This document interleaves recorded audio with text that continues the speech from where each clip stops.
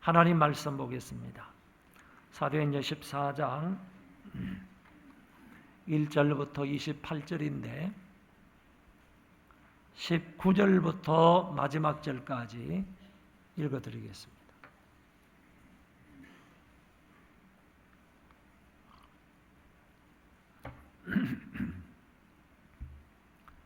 19절부터 마지막 절입니다.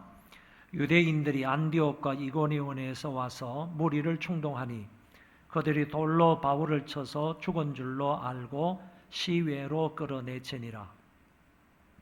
제자들이 둘러섰을 때에 바울이 일어나 그 성에 들어갔다가 이튿날 바나바와 함께 드베로 가서 복음을 그 성에서 전하여 많은 사람을 제자로 삼고 루스드라와 이고니온과 안디옥으로 돌아가서 제자들의 마음을 굳게 하여 이 믿음에 머물러 있으라 권하고 또 우리가 하나님의 나라에 들어가려면 많은 환난을 겪어야 할 것이라 하고 각 교회에서 장로들을 택하여 금식 기도하며 그들이 믿는 주께 그들을 위탁하고 비시디아 가운데로 지나서 밤빌리아에 이르러 말씀을 버가에 전하고 아달리아로 내려가서 거기서 배 타고 안디옥에 이르니 이곳은 두 사도가 이룬 그 일을 위하여 전에 하나님의 은혜에 부탁하던 곳이라. 그들이 이르러 교회를 모아 하나님이 함께 행하신 모든 일과 이방인들에게 믿음의 문을 여신 것을 보고하고 제자들과 함께 오래 있으니라. 아멘. 자, 우선 여러분들에게 지도를 한번 보여드리도록 하겠습니다. 사도 바울의 제1차 전도 여행의 경로가 어떻게 되는지 한번 눈으로 확인하시면 좋겠습니다. 이 수리아 안디옥에서 출발을 해서 구브로 섬에 가서 전도를 합니다. 살라미 여러 회당에 가서 전도를 하고 그리고 바보 지역에 가서 총독 서기오 바울이 예수를 믿게 되는 그런 역사가 일어났고요. 바보에서 다시 배를 타고 이 아달리아를 거쳐 버가까지 가게 된 것입니다. 버가는 항구로서 기능을 잘 할 수가 없고 여기 아달리아가 큰 항구, 그렇게 크지는 않지만 어쨌든 배를 이용할 수 있는 항구이기 때문에 먼저 아달리아로 가서 배에서 내려 육지로 버가까지 갔다 이렇게 보면 되겠습니다. 이 버가에서 이 선교의 어려움 때문에 마가 요한이 되돌아가게 됩니다. 예루살렘으로 선교를 포기하고 되돌아가고 이제 두 사람만 남았어요. 바나바와 사울이 버가 지역에서 길게 가로막혀 놓여 있는 타우로스 산맥, 토로스 산맥을 한 200km 정도를 거쳐서 넘어간다고 그랬습니다. 토로스 산맥을 넘어서 안디옥까지 가게 되었습니다. 이 안디옥에서 회당에 들어가 가지고 복음을 잘 전함으로 믿는 사람들이 많아지게 되었어요. 이 가운데 믿는 사람들이 있었지만은 그러나 또 반대로 믿지 않았던 그 유대인들이 바울 일행을 박해를 해서 이 안디옥에서 다시 이고니온으로 가는 겁니다. 이고니온에서 복음을 전하게 되고 이고니온에서 다시 루스드라로 가고 루스드라에서 더베까지 가서 복음을 전하는 경로가 1차 전도 여행의 경로입니다. 그런데 오늘은 안디옥에서 이고니온으로 와서 이고니온과 루스드라와 더베에서 전도한 그런 상황들을 얘기를 하고 여기에서 다시 되돌아오는 과정을 설명하고 있다는 겁니다. 그래서 오늘 본문에 나와 있는 이고니온에서는 어떻게 전도를 했고 어떤 일이 있었으며 그리고 루스드라에 가서는 어떻게 전도를 하고 어떤 역사가 있었는지 그리고 더 나아가서 더베에서는 어떤 일을 했는지 그리고 귀환을 하면서는 어떤 사역을 하게 되었는지 이런 부분에 관해서 성경을 근거로 해서 간단하게 살펴보도록 하겠습니다. 이제 안디옥에서 이고니온에 도착을 했습니다. 이 이고니온은 지금으로 말하면 터키 땅에 있습니다. 튀르키예 땅에 있는데 지금으로 말하면 고냐라는 지역인데 이 고냐는 이 터키 지역에서 네 번째 큰 도시입니다. 지금으로 말하면 현재적으로 말하면 이 고냐가 터키에서 튀르키예에서 네 번째 큰 도시이다라는 것을 생각을 하면 그 당시에도 얼마나 번창했던 도시일까 하는 것을 상상해 볼 수가 있습니다. 이곳 회당에 들어가 가지고 복음을 전하게 되는데 전도를 했을 때 유대인과 헬라인 중 허다한 사람이 믿었다 이렇게 되어 있습니다. 다시 말하면 유대인들도 복음을 듣고 예수 그리스도를 믿었다는 얘기고 헬라인들, 이방인들도 역시 복음을 듣고 예수를 믿게 되었다. 그런 사람들이 허다하게 많았다 하는 점을 얘기하고 있습니다. 바울과 여기 바나바는 오랫동안 이고니온 지역에 머물러 있었습니다. 그러다가 희한한 능력과 표적을 행하기도 합니다. 그래서 이런 표적이라는 것은 희한한 능력이라는 것은 이런 것을 통하여서 저 복음이 확실하다, 저 복음이 사실이다 하는 것을 입증해 주는 거예요. 또 달리 말하면 복음만 전파되었던 것이 아니라 저 복음은 사실이다, 저 복음은 능력이 있다 하는 점을 여러 가지 이적과 표적과 기사 이런 것들을 통해서 확정하는 역사가 그 이고니온에서 있었다 그런 얘기입니다. 그런데 이 전도를 통해서 또 달리 이 성 안에 두 파가 갈라지게 된 것입니다. 믿는 사람들이 있었고 다시 말해서 믿고 바울을 따르는 사람이 있었고 여전히 복음을 믿지 못하고 않고 거역하면서 유대인들을 따르는 그런 무리들로 나뉘어지게 되었다 그런 얘기입니다. 여러분 예수님도 그런 말씀을 하셨듯이 이게 바울이 가는 곳곳마다 정말 성령의 능력으로 강력하게 복음을 전파하는데 이 복음을 들은 사람들의 반응이 항상 두 가지로 갈라진다는 거예요.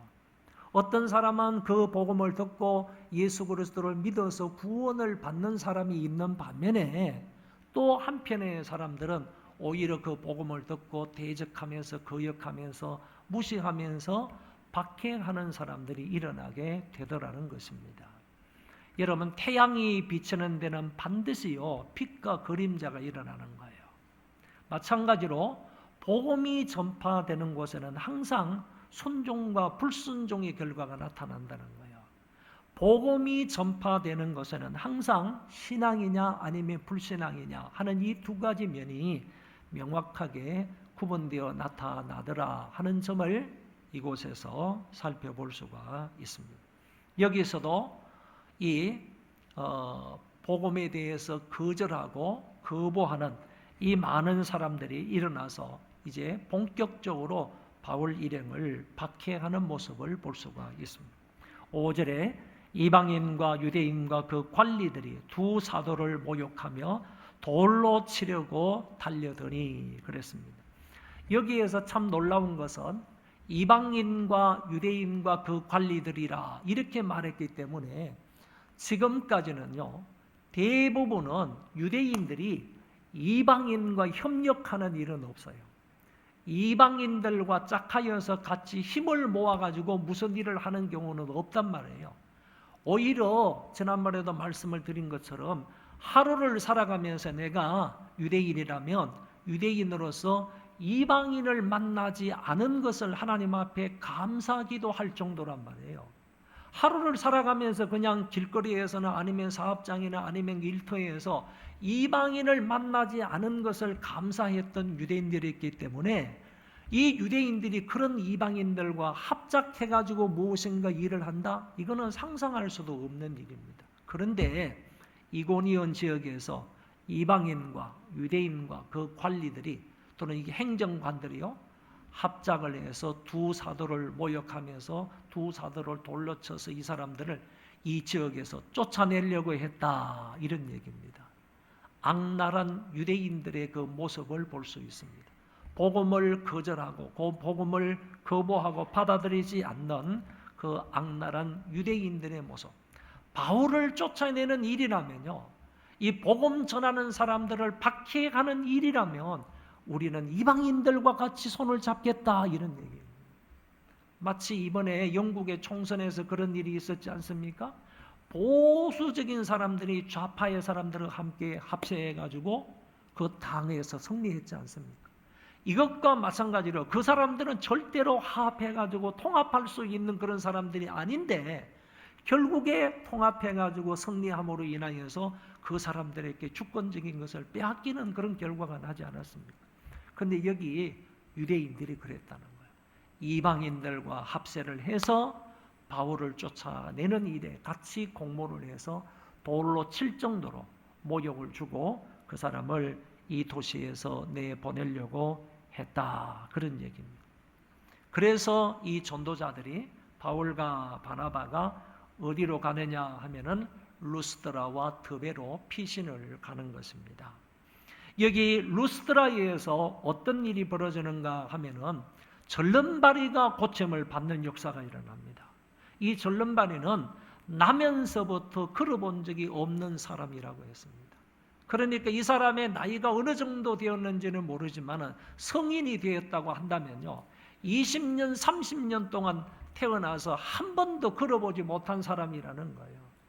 여러분, 한 번도 걸어보지 못한 이 안전뱅이, 한 번도 걸어보지 못한 이 불행한 사람이 사람의 능력으로 일어나서 걸을 수 있겠습니까? 그런데 이 사람이 루스드라에서 일어나게 된다는 거죠.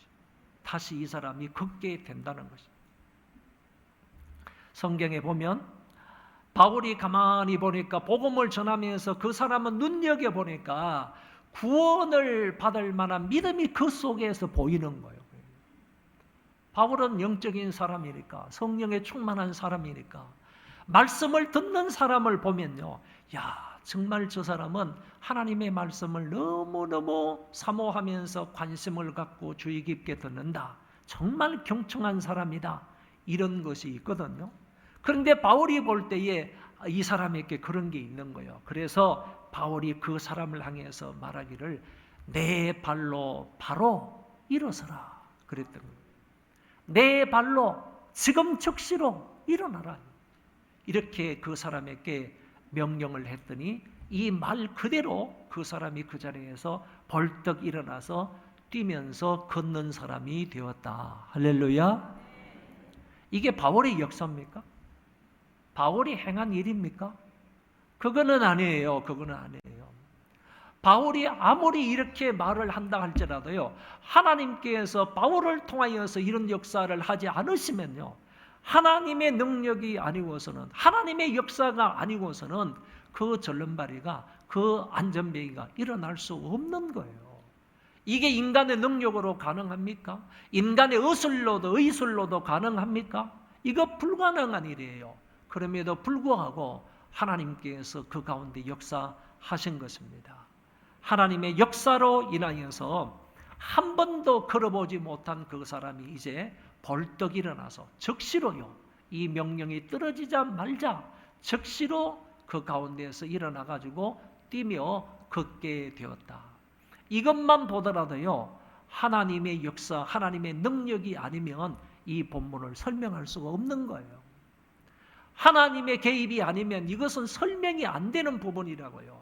만약에 치료하는 사람이 치료를 했다고 한다 그러면 점차적으로 나을 겁니다. 그렇잖아요? 점차적으로 회복이 될 가능성이 있지만은 이거는 점차적으로 된 일이 아니라니까요.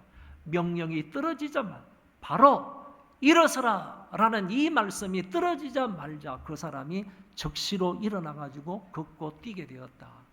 이 사실을 볼 때 더더욱 우리는 하나님의 전적인 역사이다, 하나님의 일하심이다 하는 사실을 부인할 수가 없는 것입니다.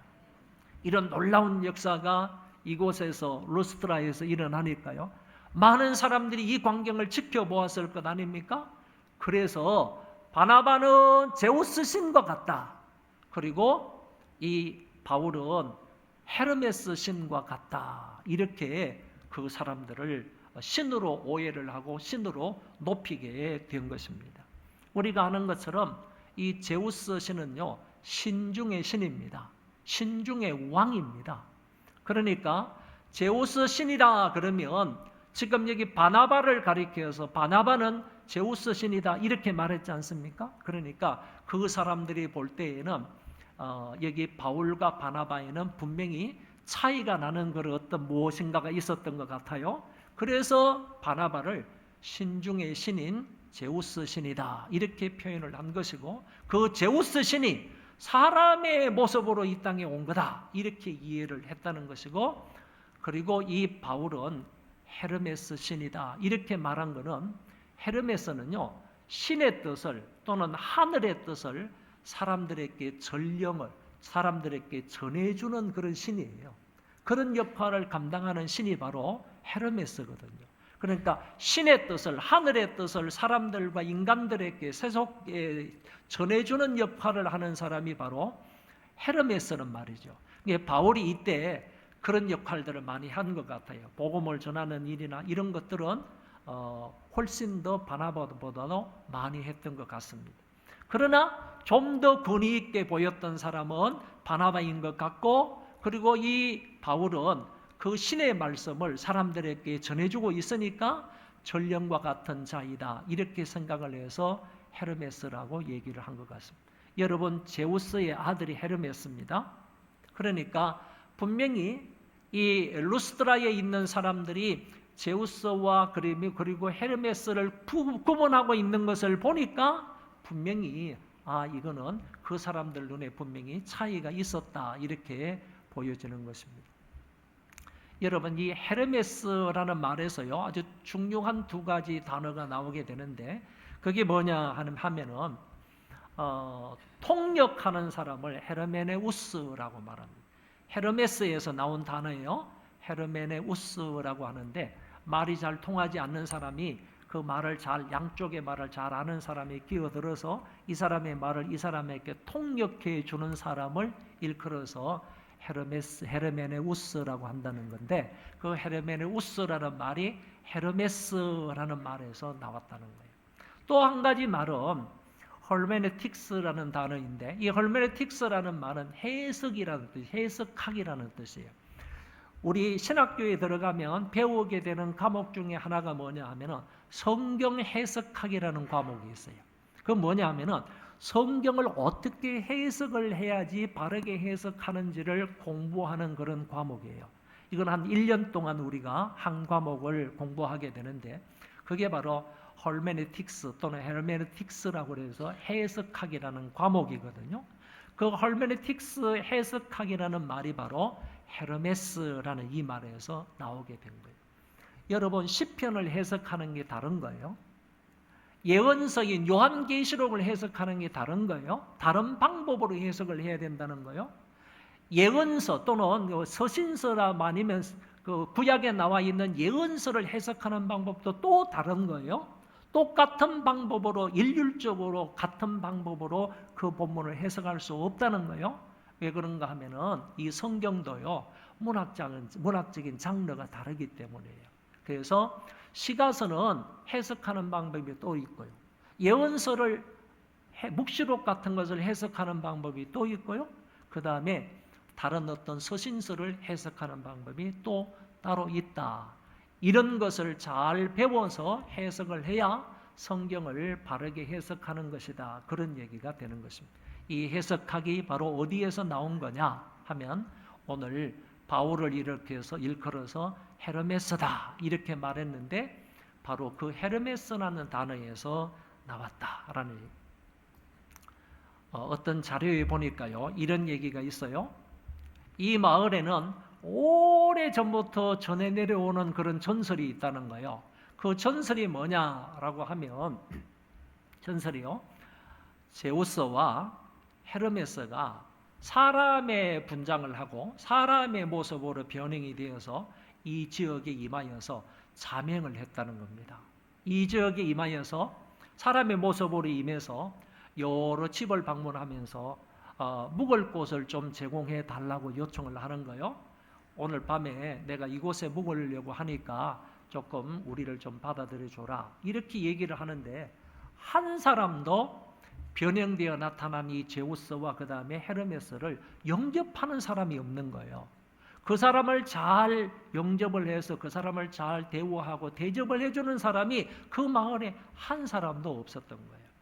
그런데 저녁이 다 되어가지고 어떤 오두막집에 두 노인만 살고 있는 곳에 갔더니만은 그 노인이 문을 열고 그냥 이 두 사람을 정말로 지극정성으로 영접을 하고, 그리고 자기가 가지고 있는 모든 것을 다해서 최선을 다해서 이 두 사람을 대접을 해준 거예요. 그래서 그날이 다 지나가고 나서 그 사람이 길을 떠나면서 이 제우스와 헤르메스가 하늘로 이제 올라간 거죠. 올라가고 나서 이 마을에 대홍수를 퍼붓는 거예요. 대홍수를 퍼부어서 자기를 영접하지 아니했던 그 모든 사람들을 다 썰어버리는 거예요. 썰어버리는 가운데에서 그 오두막집에 살고 있는 그 노부부에게는요, 보호해 주는 거예요. 홍수가 당하지 않도록 그 사람을 보호해 주는 거예요. 그리고 그 두 사람에게는 상을 내리는 겁니다. 이런 전설이 이 마을에 있다는 거예요. 근데 이제 루스드라에서 제우스와 아니면 헤르메스가 사람의 형상을 입고 이 세상에 온 사람이 지금 여기 두 사람이 있는 거예요. 그러니까 이 전설과 대비를 해보는 거죠. 우리가 지금 상황에서 이 사람들을 잘 모시지 않으면 훗날에 이 사람들로 인하여서 우리가 전멸될 수 있다, 심판을 받을 수 있다, 이런 두려움을 갖게 된 거예요. 그래서 이 사람 저 사람 다 나와가지고 그 노파 부부처럼요, 이 사람을 모시면서 정성스럽게 대접을 하는 거예요. 심지어는 그 제사장들이 짐승을 잡아와가지고 이 사람을 섬기는 거죠. 신으로 섬기는 거죠. 이와 같은 역사가 있게 된 것은 그 전설의 영향도 있었을 것이다 라고 본다는 것입니다. 이런 일이 있었을 때요, 바울과 바나바가 적극적으로 나서서 이거를 거부합니다. 우리는 신이 아니다, 이런 얘기죠. 너희들이 우리 보고 뭐 신이다, 제우스 신이고 헤르메스 신이다 이렇게 말하는, 우리는 신이 아니다. 참 신은 이 세상 모든 만물을 창조하시고 그 만드신 창조물을 지금도 붙들고 유지하고 계시는 하나님 여호와이시다 이거예요. 어쩌면 그 하나님이 너희들이 바라보고 있는 이 타우러스 산맥, 이 거대한 타우러스 산맥도 만드신 창조자가 하나님 여호와이시다. 이 얘기를 하면서 하나님은 비를 만드신 분이고 비를 내리게도 하시고 비를 멈추게도 하시는 분이라 그 비를 너희들에게 주심으로 그 비를 통하여 양식을 너희에게 주시는 하나님이시다 이거지. 이런 식으로 사도 바울이요, 그들의 이런 사상을 근거로 해가지고 그와 같은 이런 그 일이 벌어졌을 때 바울은 그것들을 근거로 해서 창조주 하나님에 관하여서 얘기하면서 창조주 하나님만이 우리가 섬겨야 할 유일한 신이시다 하는 점을 강조해서 말한 거예요. 그리고 창조주 하나님이 만들어 놓은 이 모든 만물을 섬기는 것은 전부 우상숭배다 이거지. 너희들이 생각하고 있는 제우스, 헤르메스 전부 우상이다 이거지. 이 모든 것들은 섬겨야 할 대상이 아니라 우리가 오직 섬기고 따라가야 할 존재는 천지 만물을 창조하시고 지금도 붙들고 유지하고 계시는 창조주 하나님이다 라는 사실을 그들에게 설교를 했던 것입니다. 이 루스드라에서 또 다른 한 사건이 벌어지기도 하는데요, 그 부분은 다음에 가서 설명을 하도록 하겠습니다. 이제 바울과 바나바가 이제 드베 지역으로 갑니다. 루스드라에서 또 많은 그런 사람들이 핍박을 하고, 그리고 심지어는 바울을 돌로 쳐가지고 바울이 급한 죽게 되었습니다. 그래서 죽은 줄 알고 이 바울을 성 밖으로 그냥 내다버렸습니다. 그럼에도 불구하고 하나님께서 그 바울을 살려준 거예요. 급한 죽게 된 것을 성 밖으로 그냥 버렸는데 그 버려진 바울을 하나님께서 또 다시 이렇게 살려주신 거예요. 살아났는데 이 바울이 또 그 성 안으로 들어가요? 참 희한하잖아요. 자기를 돌로 쳐가지고 죽인 그 사람들이 있는 성 안으로 다시 루스드라로 들어간다니까요. 그 밤을 지내요. 그러고 나서 그 다음날 아침에 그 성을 빠져나와서 드베 지역으로 가게 된다 이런 얘기예요. 그렇게 숱하게요 죽을 뻔했던 그 사람들이 있는 곳, 그리고 죽을 뻔했던 그 성 안으로 다시 나와가지고 이 사람이 다시 일어나서 살아나서 다시 그 성 안으로 들어갔다가 다음날 아침에 이곳을 떠나게 된다. 드베로 갔습니다. 21절 성경을 보면 드베에서 요 사건만 기록해주고 있어요. 복음을 그 성에서 전하여, 다시 말해서 드베에서 복음을 전했더니 많은 사람의 제자가 생겼다. 복음을 전하여서 많은 사람을 제자로 세웠다 하는 부분이 여기에서 나오고 있습니다. 이제 다시 들어갑니다. 여러분 다시 이제 보세요. 그림을 보시면, 지도를 보시면 드베까지 왔어요. 오늘은 이고니온에서 어떤 일이 벌어졌고, 루스드라에서 어떤 일이 벌어졌고, 거기에서 핍박을 받아서 드베까지 왔어요. 이 드베에서 어떻게 지내느냐, 어떻게 가느냐라는 것이죠. 여러분 잘 보세요. 이 지도를 가만히 보면 참 이 사람들은 이상한 행동을 합니다. 이상한 경로를 택한다는 거예요. 드베에서 오른쪽으로 조금만 오면요, 안디옥에서 조금 올라갔다가 내려오는 길 있잖아요. 안디옥에서 쭉 올라가면 내려오면 바닷가로 이렇게 좀 내려오면 그곳이 어딘가 하면은 이 바울의 고향인 다소예요. 다소. 그러니까 바울이 태어난 곳이 다소이기 때문에 드베에서 다소까지 가는 것은 그렇게 멀지 않아요. 그리고 이곳까지 가는 길은 있어요. 그러니까 쉽게 갈 수 있다는 그런 얘기예요. 길도 그냥 협착하거나 아니면 뭐 여러 가지 뭐 위험한 것이 있거나 그거 아니에요. 이 길을 너무나 바울이 잘 알고 있다는 거예요. 그리고 보세요. 함께 한 그 바나바의 고향이 어디죠? 바나바의 고향은 밑에 있는 구브로 섬이에요. 구브로 섬에서 났고 구브로 섬에서 왔다 갔다 하면서 생활을 했기 때문에 이 바나바조차도 위쪽 지역의 지리는 너무나 잘 알고 있어요. 구브로 섬뿐만 아니라 수리아 안디옥 지역의 이 모든 지역을 바나바도 잘 알고 있어요. 그렇다면 여기에서 결정하기를 제일 쉬운 곳으로 우리를 파송한 수리아 안디옥 교회로 가려면요, 육로로 조금만 가서 안디옥으로 내려오면 되는 거예요. 그럼에도 불구하고 이 두 사람은요, 그 길로 오지 않는다는 거예요. 지금까지 거쳐온 모든 지역에서는 환난과 핍박이 다 있었어요. 자기들을 향해서 돌멩이질 했던 데가 두 곳이나 있었어요. 그럼에도 불구하고요, 이런 위험을 무릅쓰고 드베에서 다시 왔던 지역을 되돌아간다는 거예요. 왔던 지역. 드베에서 루스드라로 갑니다. 자기를 돌로 쳐서 그만 죽게 내버려 둔 사람들이 있는 곳으로 갑니다. 루스드라에서 이고니온으로 갑니다. 이고니온으로서 유대인들의 그 이방인들과 합세해가 협작해가지고 자기들을 몰아내려고 했지 않습니까? 그곳으로 다시 가는 거예요. 이고니온으로 가요. 그리고 안디옥까지 또 가요. 안디옥에서 버가 지역으로 넘어오면 또 타우루스 산맥을 또 넘어야 되는 거예요. 그 험난하고 위험한 도적들이 많은 그곳을 다시 넘어야 되는 거예요. 200km를 넘어와가지고 버가에서요 전도하고, 여기에서는 배가 안 뜨니까 아탈리아로 갔어요. 아탈리아에서 배를 타고 구브로 섬을 거치지 아니하고 다시 안디옥으로 간다는 거예요. 왜 이랬는 줄 아십니까?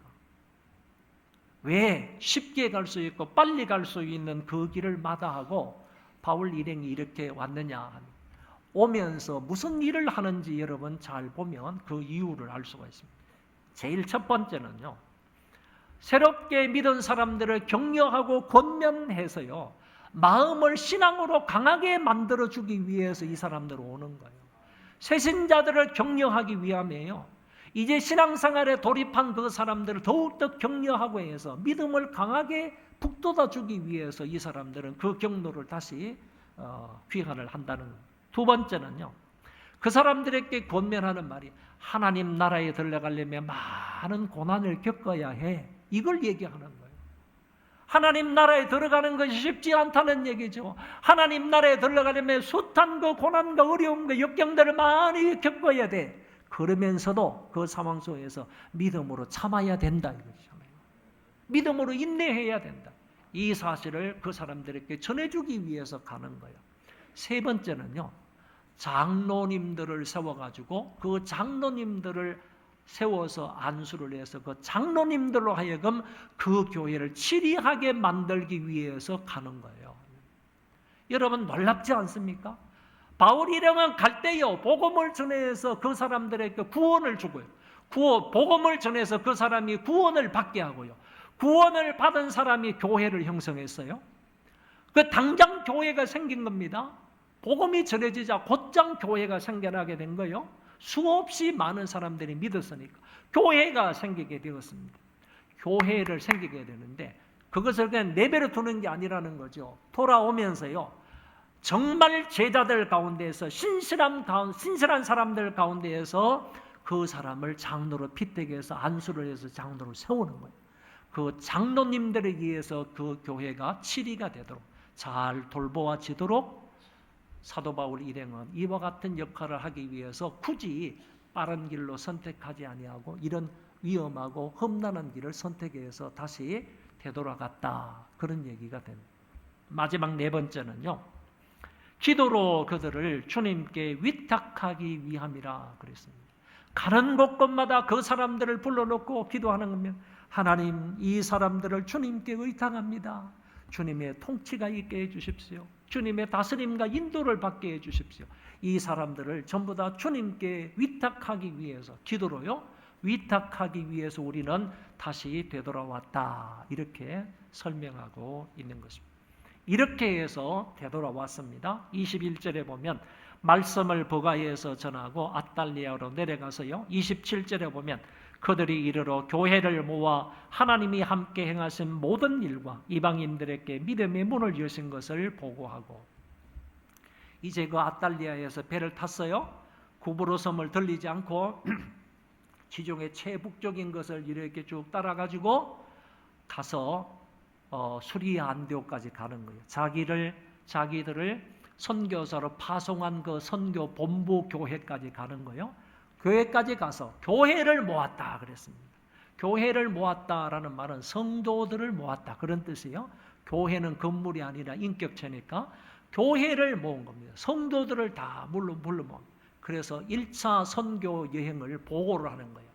사도 바울은요, 여기 수리아 안디옥을 떠나가지고 1차 전도여행을 쭉 갔다가 다시 되돌아오는 과정이 2년 내지 2년 반 걸렸어요.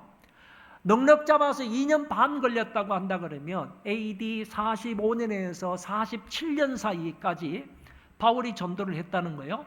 전도 여행을 보고하는데 그 성도들을 모아놓고 딱 두 가지만 보고하는 거예요. 첫 번째, 하나님께서 우리 가운데에서 역사하신 일을 보고한 거예요. 할렐루야. 이거 매우 매우 중요한 보고예요. 자기 자랑한 거 아니라는 얘기예요. 우리가 어디에 가가지고 절름발이 된 사람을 고쳤다, 이거 얘기한 게 아니라는 거예요. 그거를 얘기한다 할지라도요, 하나님이 우리 가운데에서 역사하신 일을 보고한 거예요. 선교사들이 가장 중요시 여겨야 할 보고사항입니다. 하나님께서 내 선교지 안에, 우리 선교지 안에 어떻게 역사하셨는지 하나님의 역사를 보고했다는 거예요. 두 번째, 이방인들에게 어떻게 하나님이 복음의 문을 여셨는지, 이 사실에 관해서 두 가지만 그 사람들에게 보고를 하고 그 사람들과 오랫동안 교제했다 하는 사실로 오늘 본문의 말씀이 끝이 납니다. 여러분, 결론적으로 제가 한마디만 여러분들에게 말씀을 드립니다. 사도 바울은요, 전도할 지역을 찾았는데, 전도할 지역은요, 주로 도시 중심으로 전도할 지역을 찾았다는 거예요. 도시 중심으로요. 이거를 선교학적인 용어로 말한다면 이 거점 도시 중심으로 전도 활동을 했다, 그런 얘기가 되는 것입니다. 우리나라 같은 경우에는요, 부산을 거점 도시로 생각해서 선교사들이 전도하려고 했고, 그리고 제물포나 인천항 이런 것들을 거점 도시로 삼아가지고 전도 활동을 했던 그런 경험이 있지 않습니까? 그런 어떤 역사적인 자료가 있지 않습니까? 우리나라 선교사들이 최초로 들어올 때도 이와 같은 거점 도시를 중심으로 해가지고 선교 활동을 펴나갔습니다. 그래서요, 실제적으로 인천이나 아니면 제물포나 이런 쪽을 통해서 복음이 1884년에 들어왔기 때문에 우리나라는요, 인천 지역의 사람들이 믿는 사람들이 많은 거예요. 그것 때문에 많은 거예요. 그래서 이런 지역에 이제 거점 도시 중심으로 전도 활동을 했다. 상하이 같은 경우에도요, 복음이 일찍 들어갔습니다. 우리나라보다 훨씬 일찍 들어갔어요. 상하이 같은 데도 선교사들이 거점 도시 전도를 거점 도시로 정한 겁니다. 뿐만 아니라 일본도 우리보다도 먼저 복음이 들어갔거든요. 그 일본도 오사카를 거점 도시로 정한 것입니다. 그래서 오사카를 통하여서 많은 유럽의 선교사들이 들어가서 우리보다도 훨씬 이전에요, 거기에 복음이 전파되었다는 것을 알 수가 있습니다. 이 모든 선교사들의 선교 정책은요, 누구로부터 배운 것이냐 하면은 바울의 선교, 거점 도시 중심의 선교를 통해서 배운 것이다, 이렇게 말할 수 있습니다. 그리고 바울은 그곳에 가가지고 제일 처음에 찾아 들어간 곳은 어디냐 하면은 유대인들이 자동적으로 모이는 유대인들의 회당을 찾아가서 전도를 한 것입니다. 유대인들의 회당이 없을 때에는 그것이 안 됐지만은 유대인들의 회당이 있다고 한다면 바울은 1차적으로 유대인들의 회당에 들어가서 복음을 전하는데, 유대인들은 신약 성경을 예수 그리스도를 인정하지 않지 않습니까? 그래서 유대인들이 가지고 있는 구약 성경을 가지고 예수 그리스도를 믿을 것을 전거한 겁니다. 이 예수 그리스도는 구약의 성경에 예언되어 있는 그분이 바로 이 메시아 예수 그리스도이시고, 그 예수 그리스도는 우리를 위하여서 십자가에 죽으시고 우리를 의롭다 하시기 위해서 다시 살아나셨다. 이 사실을 전가하면서 이 사실을 믿는 사람은 의롭다함을 받고 구원을 받는다. 이 사실을 전하게 된 것입니다. 오늘 우리 이고니온에서 그리고 루스드라와 더베에서 전파한 그 내용도 일맥상통하게 이런 내용들로 되어 있다라는 것입니다. 마지막 한마디 말은요, 이런 가는 곳곳에 가만히 보면 그 위로부터 내리는 뭐가 있었는가 하면 하나님의 은혜가 있었다는 거예요. 이고니온에서 가서 전도할 때도 하나님의 은혜가 아주 속속들이 순간순간마다 하나님의 은혜가 있어요. 루스드라에 가가지고 전도할 때는 하나님의 은혜뿐만 아니라 하나님의 능력까지요, 이곳에서 속속들이 스며들어 있는 것을 볼 수 있고, 드베 지역에 가서도요, 많은 사람들을 그리스도의 제자로 삼았다 하는 이 말씀 속에서도요, 하나님의 은혜가 구석구석에 넘쳐 흘렸다 하는 사실을 우리가 알게 됩니다. 그렇다면 오늘 본문에 구석구석 시간마다 하나님의 은혜가 충만히 임하였다고 한다면, 본문에 임한 그 하나님의 은혜가 이번 한 주간 저와 여러분들이 이 세상을 살아가는 데 있어서 사건마다 시간마다 있는 지역에마다 그 하나님의 은혜가 충만하시기를 바랍니다. 그 성경에 임한 그 하나님의 은혜가요, 우리의 삶 가운데 충만히 임하고요, 구석구석에 그 하나님의 은혜가 넘쳐나기를 간절히 축원합니다.